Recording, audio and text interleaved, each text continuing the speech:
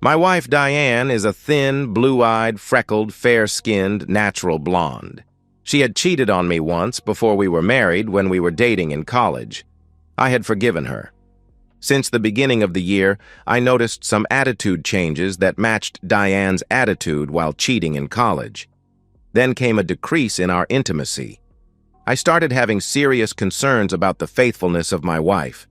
An easy first step would be to track her location. I turned on Find Your Phone app on my wife's phone. 2 days later, I was sitting in my office at work, and I noticed my wife's phone was at home. Being a real estate agent, she went many places, but not our house on a Wednesday afternoon. I told my boss I needed to take a long lunch and drove home. I drove up to our house and found only my wife's car in the driveway. Maybe she is just getting something from home, I thought. I walked into the house and knew she was unfaithful. I could hear voices from the upstairs bedroom. I walked to just outside the bedroom door and stuck my phone past the edge of the door, recording what was going on inside. I could see the video on my phone's screen as it captured the scene. In the room, my wife was with our neighbors John and Kevin. Both are married, with young kids. The bed was covered in a large rubber sheet. I had never seen the rubber sheet before. This was definitely planned. I never knew she had these preferences. I had tried being more assertive with her once, and she cut me off from intimacy for over a month, saying, "I'm not that kind of girl." I considered if the video I had was enough and decided it was. I quietly left the hallway. I went down to the kitchen, got myself a drink, and considered my new predicament. I now knew my wife was unfaithful. I no longer wanted my wife anymore. Saying out loud to nobody but myself, I need to make a plan. I need to teach her a lesson.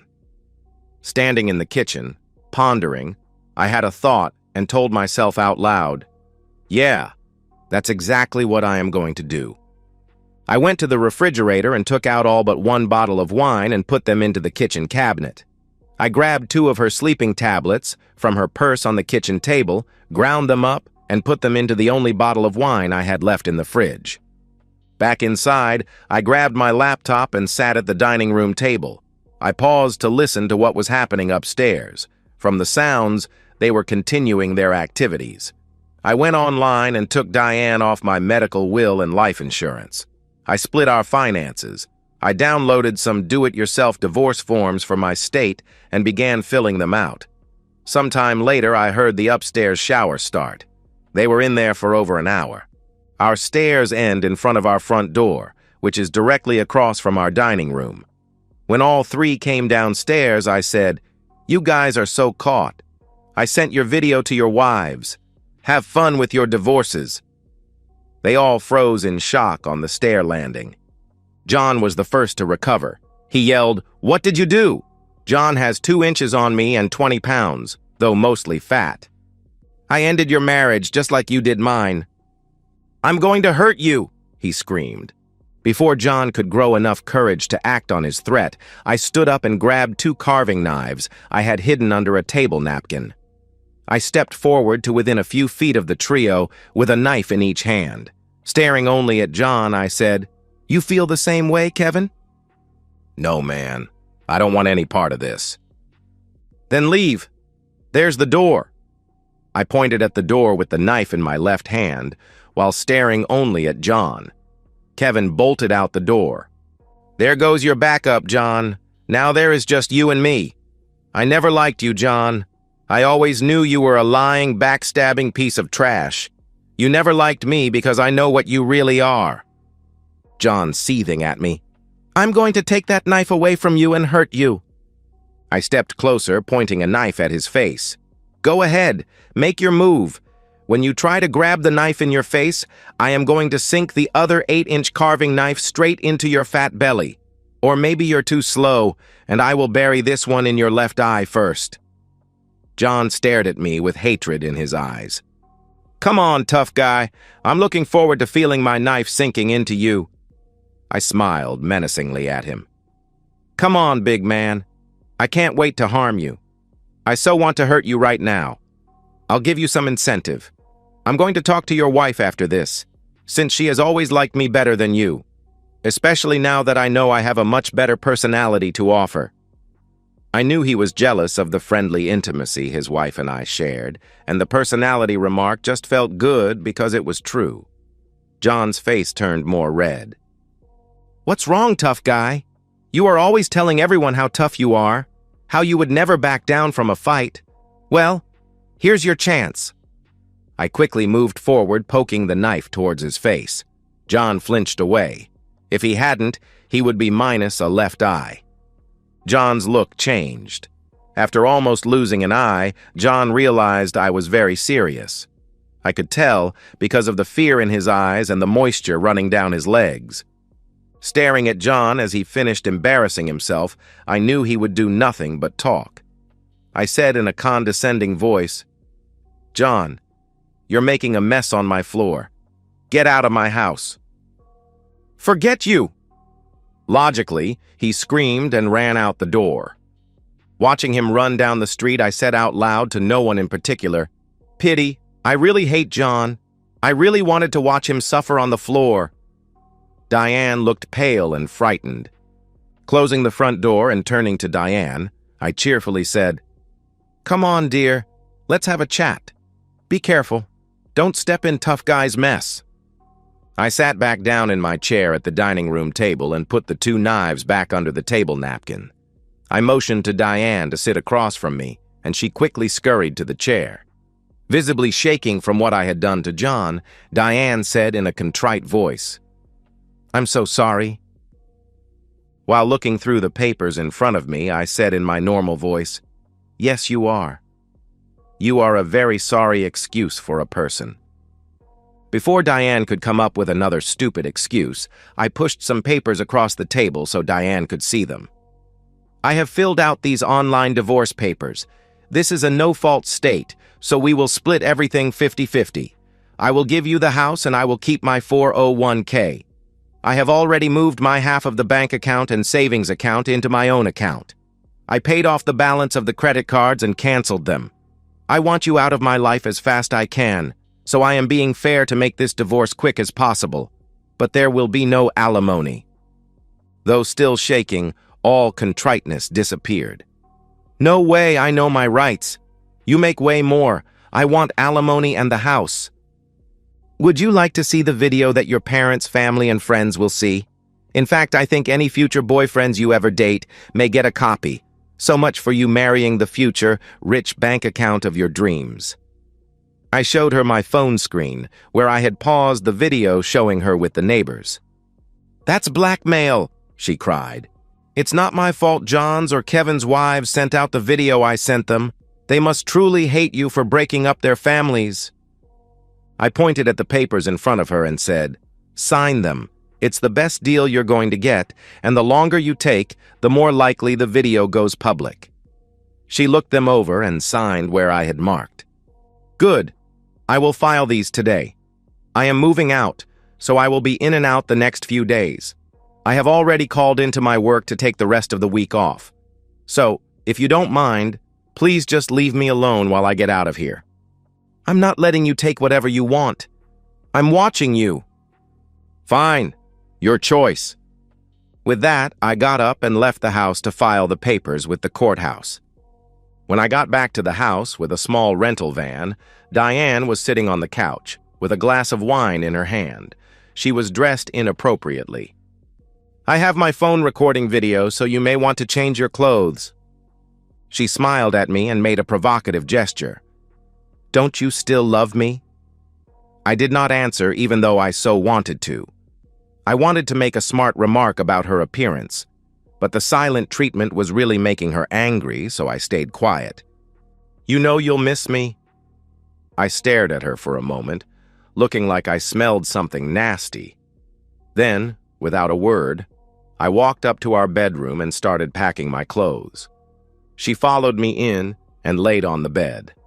While I packed, she tried her excuses and to sweet-talk me for about 20 minutes.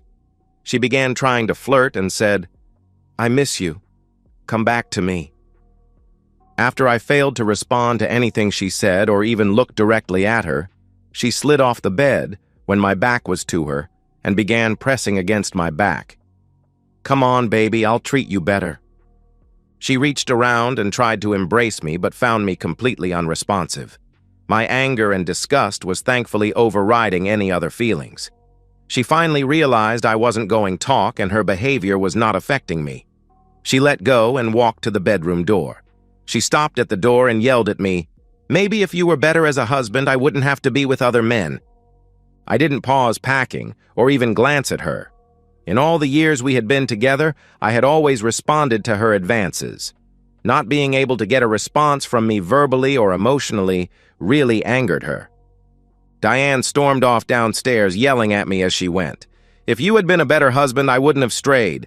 If you paid more attention to me, we wouldn't be having this problem." Her last rant, she yelled from the bottom of the stairs, "You're never going to reconcile with me until you apologize for treating me so badly."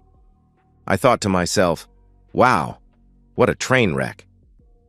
As I loaded some of my stuff into the moving van, she sat on the couch in her robe, drinking wine and watching TV.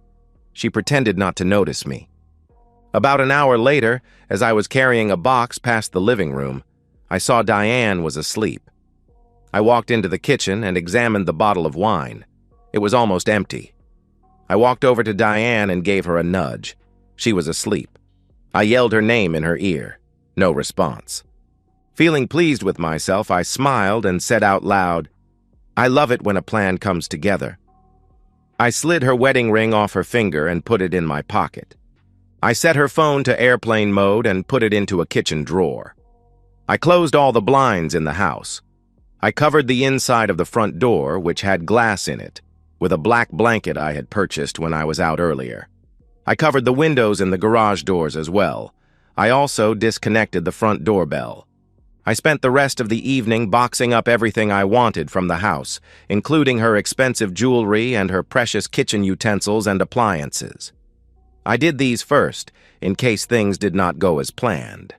Her sleeping pills last 8 hours for her, and she is always groggy for an hour afterwards. While she is under the effects of the sleeping pills, my wife is literally impossible to wake up.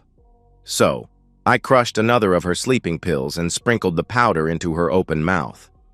I then poured a little wine in. She coughed a little but swallowed it. I repeated the process every 6 hours. At 8 a.m., I woke up and made myself some breakfast. I then went outside and rearranged the backyard. I used a padlock to lock the side gate. I gave Diane another sleeping pill and carried her outside and set her on the lawn chair. I had tied some rope between our trees and hung some large beach towels on them. Not that it was likely, but just in case the neighbors were to look, it would look like we were drying towels near our pool. In reality, it was so the neighbors could not see my unconscious wife tanning by the pool.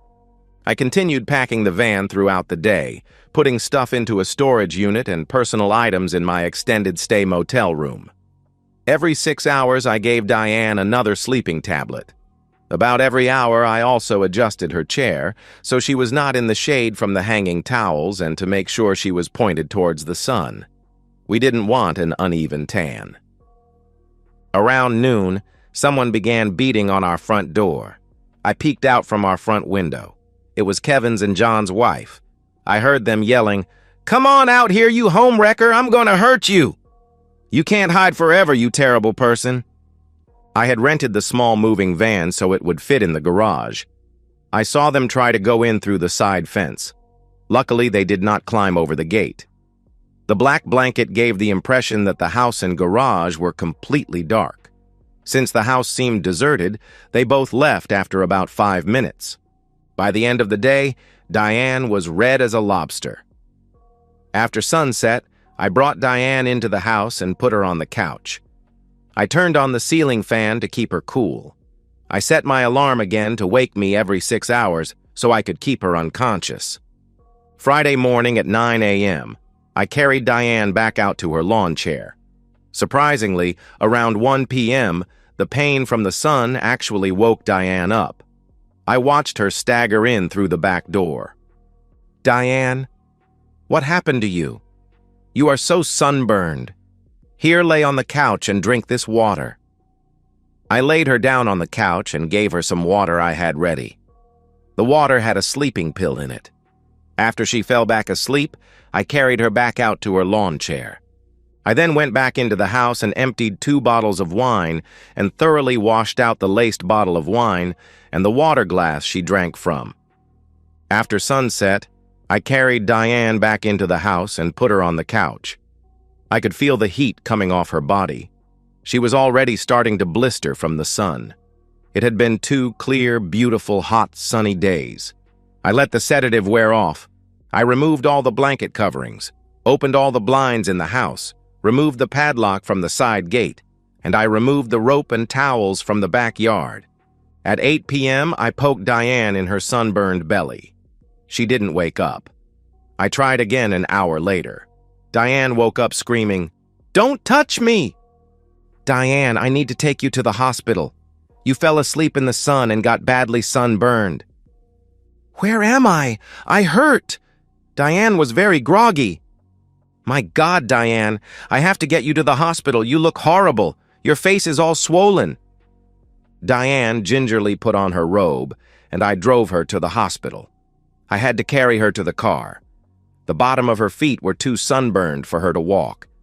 After admitting her to the hospital emergency, the doctor came out and asked me some questions. "How many hours was she in the sun?"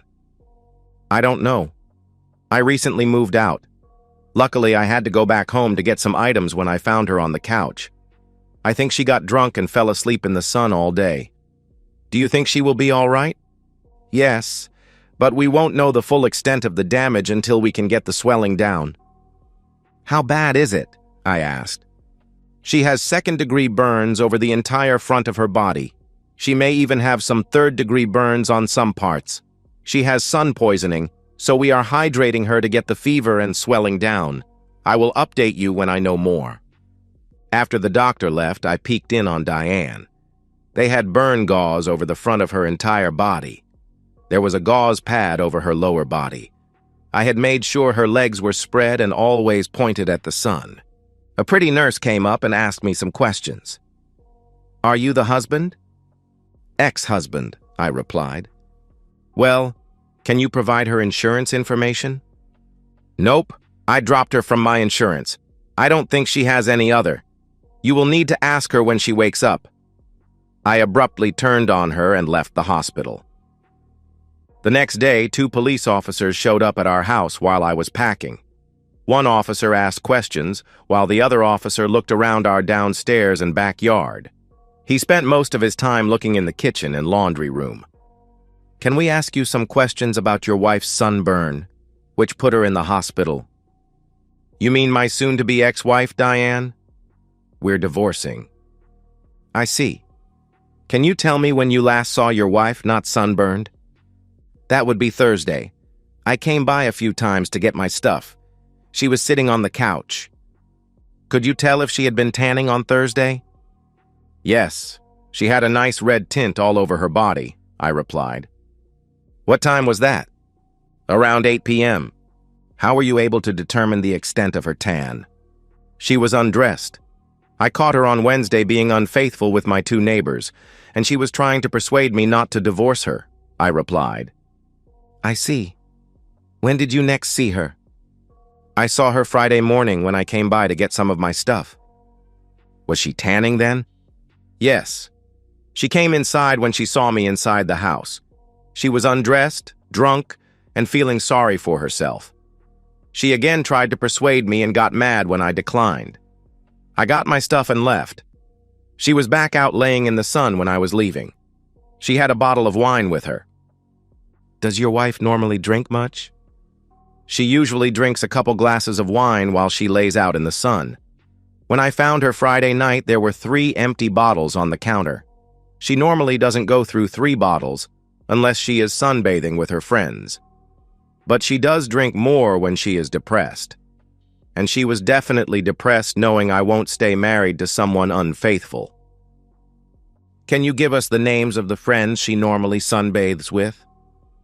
"I can give you the names of her 2 best friends she tans with. But unfortunately, they hate her now," I replied. "Why is that?" "Those 2 guys I told you I caught her being unfaithful with. Those were their husbands." "I see. Your wife claims you drugged her and left her in the sun. She blames me for being an idiot? I always told her to not drink when she took those stupid sleeping pills. So your wife takes sleeping pills? Yes.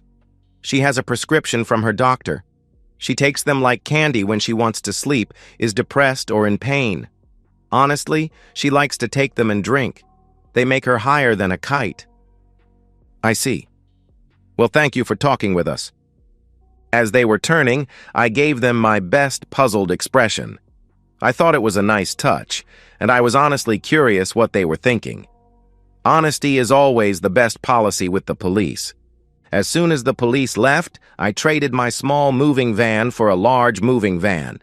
I needed the room for furniture and large garage items. Monday, I put the house up for sale, anticipating I would need the leverage soon. 2 days later, Diane called, "Honey, can you bring me some clothes?" "Nope, not going to happen. Why don't you ask John or Kevin to run your errands for you?" "Honey, I need your help. Can't you forgive me a little bit?" "You already got your little bit of help from me. I had to carry your sorry self to the car and drive you to the hospital. Don't call me ever again." And I hung up. By the time Diane got out of the hospital, I had taken everything from the house, except her oldest clothing, makeup, our bed, and the rubber sheet. I had found the rubber sheet hidden in the bottom of the laundry basket in a large zip-locked plastic bag. I left no sheets, blankets, or pillows on the bed, just the rubber sheet. The same rubber sheet she had not had a chance to clean.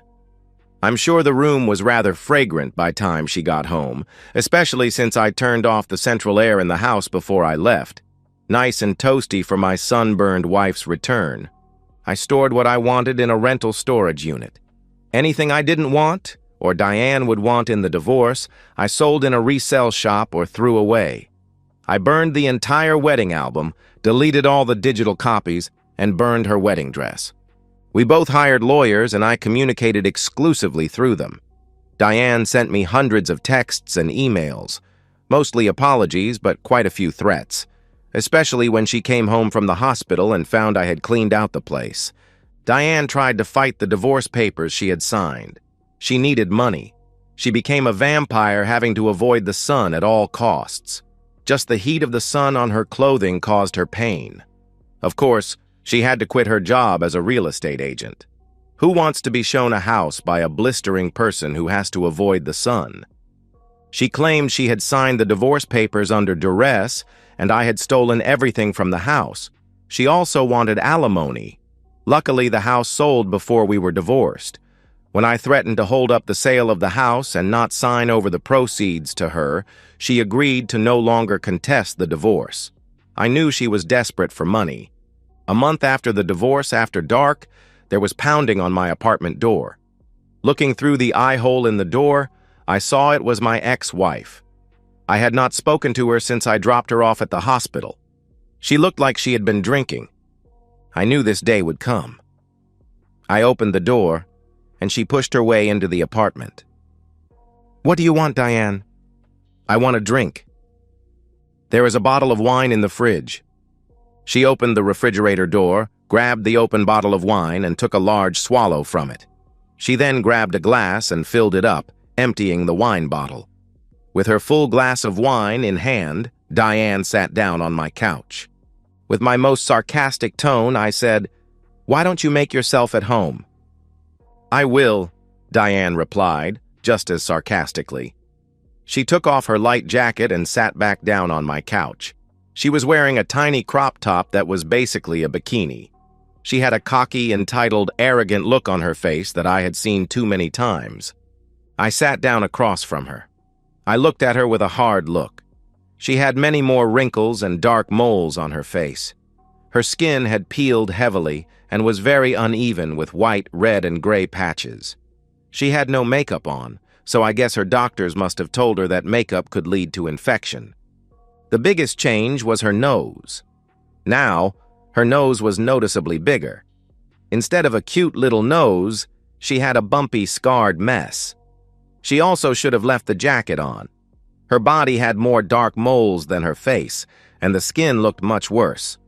Diane had always taken great pride in her looks, and always dressed in cute clothing to get men's attention, and her way with me.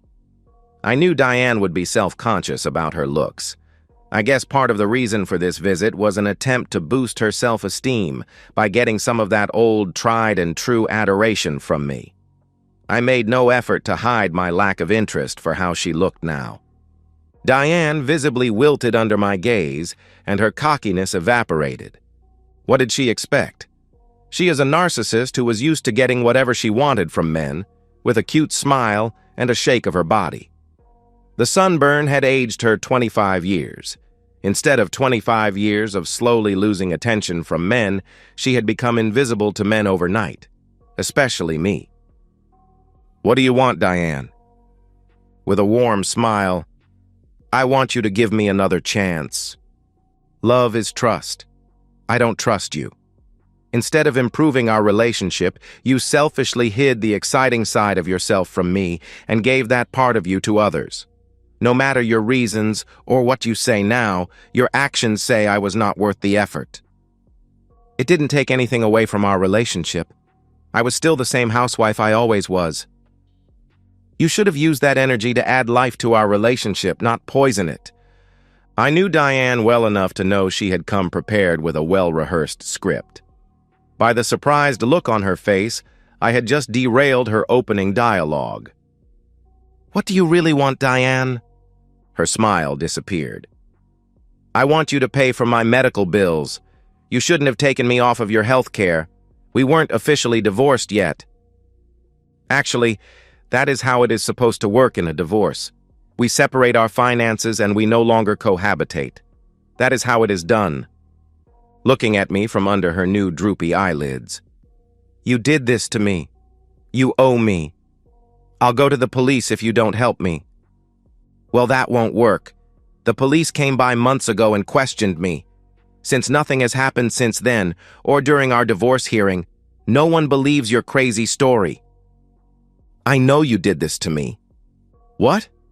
Let you lay out in the sun, getting drunk and falling asleep? I didn't know there was a law against that." "How could you?" "You love me." "Wrong. Loved you. Past tense." We sat in silence for a few moments, and she said in her most pitiful voice, "I need your help. I have a mountain of medical bills, I am out of money, and I need more skin treatment. Maybe even skin grafts to fix certain things." Looking at me with very sad eyes. "I still love you. I know you loved me. We could still love each other." I think the sunburn had screwed up her tear ducts. I could tell she was trying to cry for sympathy. "Why don't you ask Kevin or John for help? They got to be close to you too." Looking at me with a weird, guilty, angry, sorry look. "They are both divorced, broke, and want nothing to do with me." A few weeks after our split, John came over to my hotel room and wanted to spend time with me. I think he thought he could get his manhood back. He couldn't. I could see in his eyes that I reminded him of the moment he embarrassed himself in fear of you. He stormed out of my apartment calling me a dried-up old mess. He never liked you, and it was eating him up that he backed down to you so spectacularly. What's worse, his wife had seen the video you sent and was waiting at home for him. She saw John had humiliated himself and knew you had caused it. She even took pictures. I had been seeing John's wife numerous times since that day. She asked me why John had embarrassed himself, and I told her. Afterwards, she always brought my name up when she spoke to John. With her permission, I sent John a picture every week. Nothing anyone could tell was her and I, but enough so John could tell. We stopped seeing each other a few weeks ago, but I had lots of pictures. I didn't try so hard with Kevin. There wasn't anything left to destroy after he lost his family. In so many words, Diane had admitted during some of her guilty, drunk texts that John had chased her. But she had seduced Kevin. Diane wanted to be with both men and thought Kevin was cute, and he was young. At one of John's barbecues, I had seen how excited Kevin had been when Diane responded to his innocent flirting. After the first time they spent time together, Kevin wanted to break it off, saying it was a mistake. But John and Diane pressured Kevin to continue, with photos John had secretly taken. Kevin learned the hard way how vulnerable, unfaithful people are. You really did scare John badly? Diane looked at me with excitement in her shining eyes. She was recalling the excitement of the moment. It exhilarated her. Her eyes told me she was hoping that it had been an effort by me to win her back. I stared at her with a dead expression until that hope left her eyes. As for Kevin, his wife refers to him with terrible names to everyone, even their kids. She's never going to let Kevin or anyone else ever forget. She sent your video to everyone he knows, including his family and mine. I found Kevin at the grocery store to see if we could get together. He started crying and fell to the floor bawling. I left when the cops showed up. He's more broken than John is. I could see the haunted look in her eyes as she recalled the way Kevin and John had looked at her and what she had done to destroy their marriages. Diane took a big swig of wine from her glass, trying to ease the pain. Why don't you offer them the same things as before? That worked before. I can't be intimate anymore. Why not? Catch an illness. No, the sunburn. Ouch, sensitive areas hurt that bad? You have no idea. My sensitive areas are horribly painful. I have to constantly put gauze pads over parts of my body. Even a breeze across them is painful. From what I saw, you like that kind of thing. But I don't think those areas are what John and Kevin are really interested in. Her tears started flowing. Diane burst out sobbing and half yelled, "The sunburn damaged me permanently." "What?" I asked. Through her sobbing, she said, "My sensitive areas were sunburned just as bad as the rest of me. After the skin peeled off, I lost all feeling in those areas. The doctors said the feeling may come back, but I can't feel anything anymore. I can't enjoy intimacy anymore." Diane sobbed harder into her hands. I let her cry for a few minutes. I could tell she was hoping my heart would break, and I would take her in my arms. Instead, I picked up her glass of wine and handed it to her. She drank a couple of big gulps, sniffled, and gave me a small smile. Unbelievable. She thought she could just win me back with a few tears, a provocative outfit, and a smile. After she tore my heart out and treated me like garbage, she still expected me to be there for her, to provide her financial and emotional support. I smiled to myself. I had completely upended her easy life. Now to crush all remaining hope and get her completely out of my life. When Diane saw my slight smile, she stopped crying and gave me her warmest smile. I went to her, stood her up by lightly pulling on her arm, and guided her to the front door. At the open door, she turned and pressed her body against mine. She looked lovingly up into my eyes and asked, "Don't you still love me?" Looking deeply into her eyes, I slowly shut the door and said, "Why?" "Everything about you that I loved is gone." Standing defeated on my doorstep, I slowly closed the door in her face. And so, we've reached the end of today's story. Was it what you expected, or did it take a twist you didn't see coming? I'm curious to hear your thoughts. Share them in the comments below, and let's get a conversation going. If this story kept you hooked, make sure to hit that like button. And if you're new here or just haven't subscribed yet, now's the perfect time to join our community. I bring you fresh, captivating stories every day, so click that subscribe button and turn on notifications so you never miss out. Thanks for watching, and I'll see you in the next one.